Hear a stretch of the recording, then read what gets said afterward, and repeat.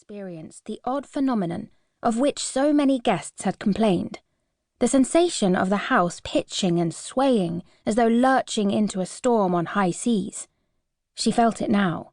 Or was it just fear making her stomach flop like a freshly netted fish? Molly Thompson steadied herself, reached inside her hair, rummaged around in the curls, and found a stray bauble. Then, from her pocket, she pulled a small, flimsy notepad with "Mysteries" written on the front. Her hands, she noticed, were trembling.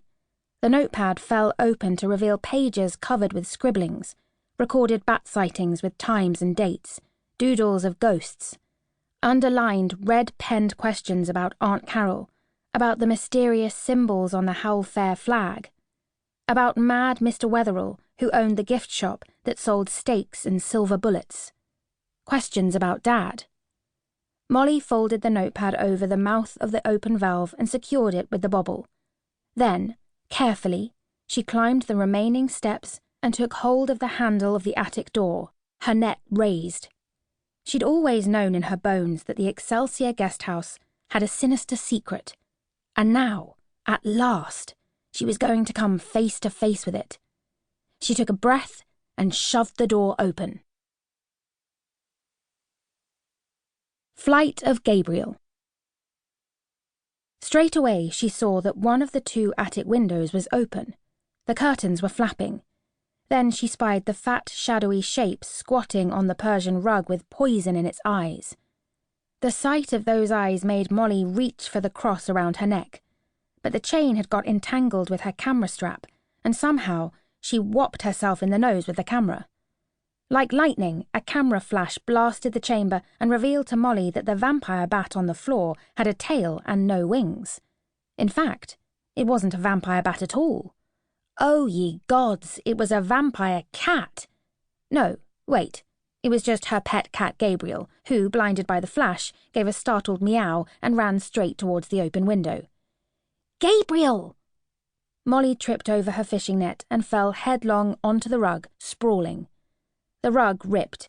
Her mother's beloved grandfather clock, which encroached upon the far end of the rug, wobbled. And now it seemed that her cat had indeed become a bat, for in his mad panic he sailed through the window frame as Molly watched in horror from the floor.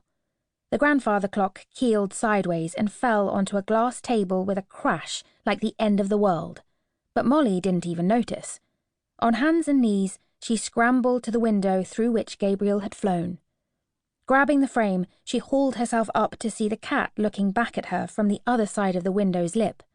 Gabriel was clinging to the frame by his front claws. Gabriel, give me your paw. The cat raised a paw, then plummeted. No! Down the side of the Excelsior guest house, her beloved sidekick, her companion through 1,000 adventures, dropped. Gabriel landed, it must have been painful, on the flagpole that jutted out from above Mrs. Hellestrom's room. The flagpole was already bowing under the weight of 3 oversized rooks who had been using it as a perch. The cat's descent bent it further. Gabriel and the rooks exchanged awkward looks. Then, all at once, the rooks took flight, causing the flagpole to whip upwards and catapult Gabriel wailing into the air.